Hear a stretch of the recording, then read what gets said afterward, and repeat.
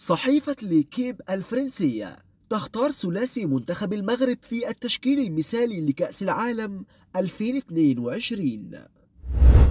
استقبال أسطوري وتاريخي لمنتخب المغرب بعد إنجاز كأس العالم.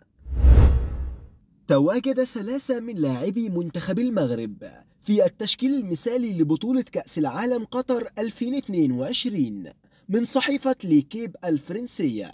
وكان منتخب المغرب قد حقق مفاجأة مدوية في كأس العالم في النسخة الحالية بعدما وصل إلى الدور نصف النهائي كأول منتخب عربي وإفريقي يحقق ذلك الإنجاز.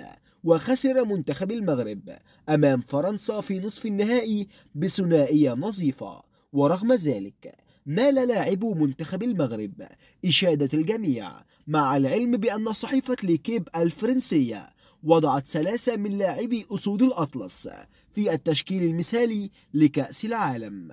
ثلاثي منتخب المغرب في التشكيل المثالي من الصحيفة المرموقة وهم سفيان مرابط ورومين سايس وأشرف حكيمي، ولم يتواجد سوى لاعبا واحد فقط من منتخب فرنسا. وجاء التشكيل كالتالي: في حراسة المرمى دومينيك ليفانكوفيتش حارس كرواتيا، في خط الدفاع أكونيا وجافارديول ورومان سايس وأشرف حكيمي. أما في خط الوسط لوكا مودريتش وسفيان مرابط وإنزو فرنانديز. أما في خط الهجوم كيليان امبابي وليونيل ميسي وبوكايو ساكا.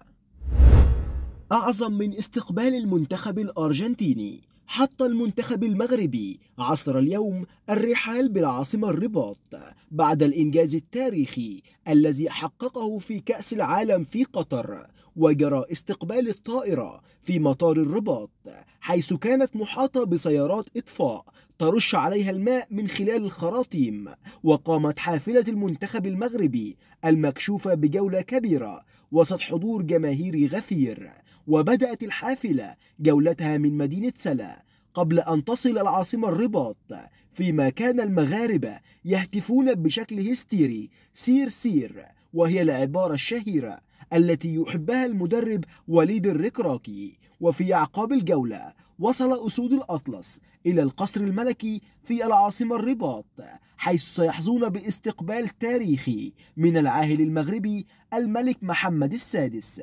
وكان بلاغ وزارة القصور الملكية والتشريفات والأوسمة ذكر بأن أبناء المدرب وليد الركراكي سيحظون باستقبال شعبي ورسمي في العاصمة الرباط. ومنذ الساعات الأولى من صباح اليوم امتلأت شوارع العاصمة مثل الحسن الثاني وساحة 16 نوفمبر وساحة شالا بالمغاربة من مختلف الشرائح العمرية، حيث أبوا إلا أن يعبروا للأسود عن اعتزازهم بهم وبمسارهم المشرف في منافسات المونديال.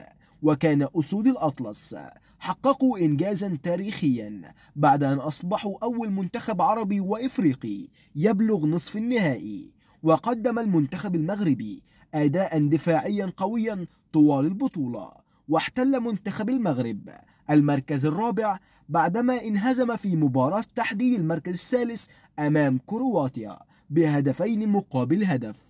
وبكده بنكون وصلنا لنهاية جميع أخبارنا النهاردة. فلو عجبك الفيديو ده ما تنساش تعمل لايك واشتراك في القناة، ونشوفكم إن شاء الله في فيديوهات تانية قريب.